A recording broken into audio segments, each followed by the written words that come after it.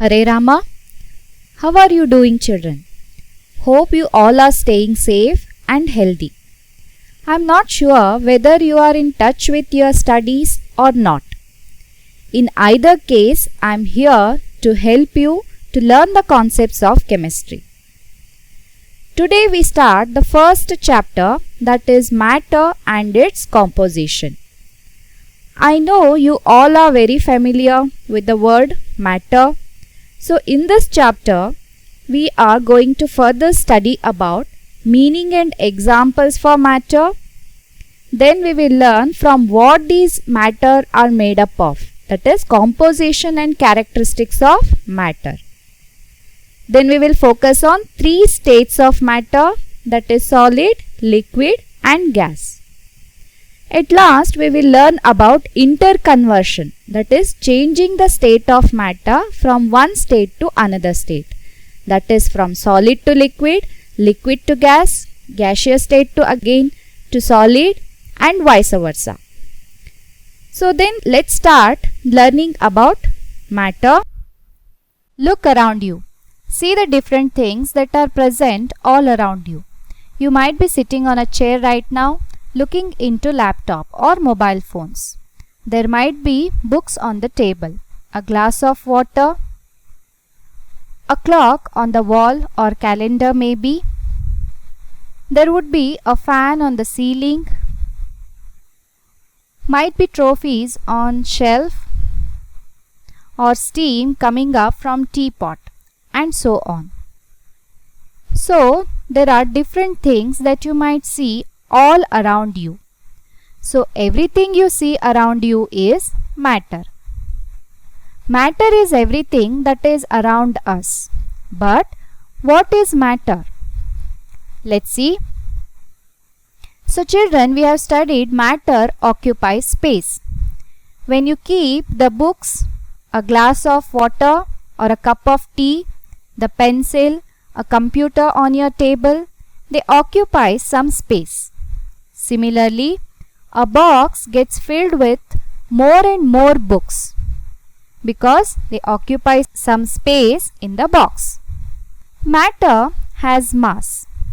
When you hold one book or start holding many books, it becomes heavy because matter has some mass. As you keep increasing the number of books, it becomes heavier and heavier. Matter may be perceived by our senses. The sense of touch, the sense of smell or sense of sight. So it is also perceived by our senses. So matter is anything that occupies space, has mass and it may be perceived by the senses. Yes. Now let's do some activities to understand, do matters have mass and occupy space or not. So the first activity is to show matter has mass and occupies space. To do this activity, we need glass tumbler, weighing machine and water. This is very simple activity. What we are doing here, we take glass tumbler and fill its 1/3 with water. Then we will mark the level of water using marker pen. Now we will place this tumbler on weighing machine to check its mass. Say it may be show 20 grams approximately. Now we will take some marbles. Marbles? Yes children, the same marbles with which you play. And we put those marbles into water of glass tumbler one by one. What you will observe?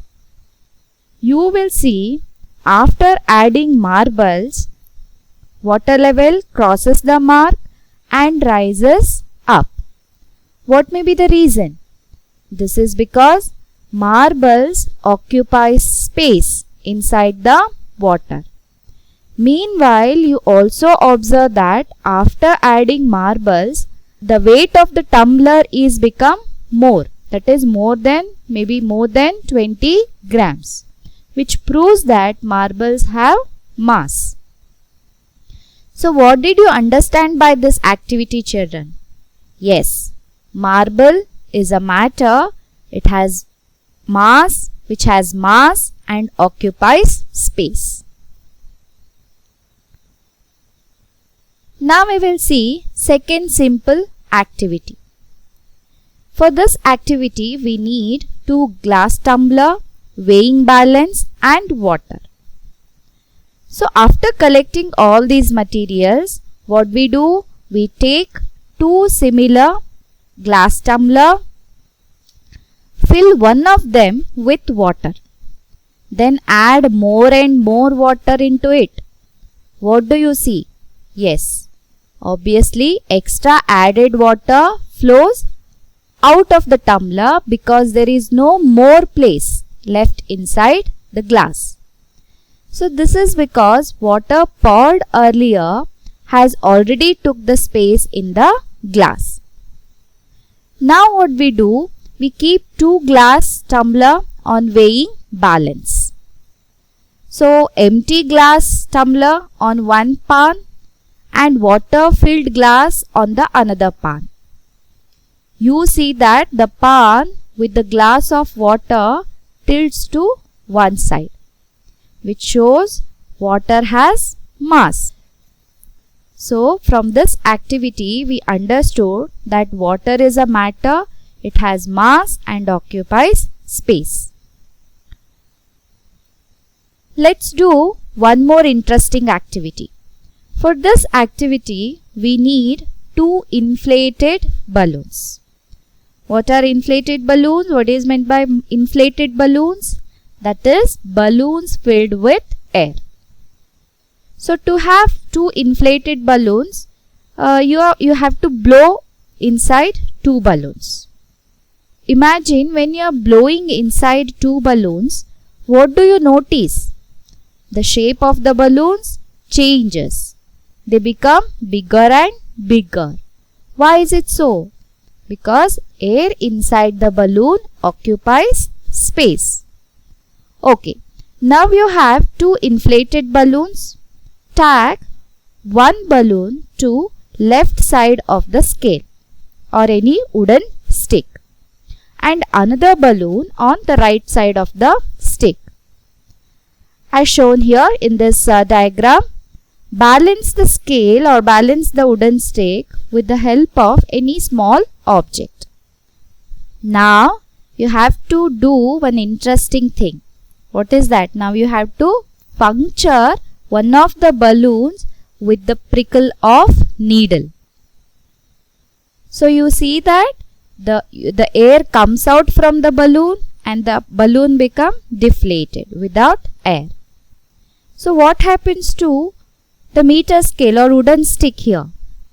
Yes, the meter scale or the wooden stick tilts towards the inflated balloon, which shows mass is more towards inflated balloon. Is it, children? When you compare the mass of these 2 balloons, this is the balloon without air now. This balloon is filled with air. So obviously the mass is more at this side. So the scale tilts towards the inflated balloon, which shows that mass is more towards inflated balloon because air has mass. So here is one more activity. So children, this 4th activity you can do in your home also. It's another simple activity. So for this activity we need plastic bottles and balloon. First we stretch the open end of the balloon over the bottle's mouth. Now we blow air inside the balloon. What do you observe here? Is there any change in the balloon shape? Does the balloon get inflated? Is this become bigger balloon? No. Why? Because the bottle is already occupied by air. So there is no space for the balloon to be inflated. Since the bottle is already filled with air, there is no space for the balloon become bigger. So this helps us to understand that though air is invisible, yet it occupies space. Since air is a matter, it has mass and it occupies space. So here I am using the words mass and space again and again. Is it, children? So we learnt matter has mass, matter occupies space. Now let's understand the meaning of mass as well as volume. So what is mass? Mass is the quantity of matter that a body contains. The quantity or the amount of matter is called as mass. Then one more term we have here, that is volume. What is volume? We learned that matter occupies space. So the space occupied by any matter, any body of matter is called as its volume. So this is what the difference between these two terms, mass and volume. So by this we can see now that matter has both mass and volume. So now children, we often get confused with two terms. What are those? Mass and weight. Are they same? Do they have same meaning? No. Is it? Children, mass and weight are two different words. Mass and weight are different from each other. So mass meaning we have understood.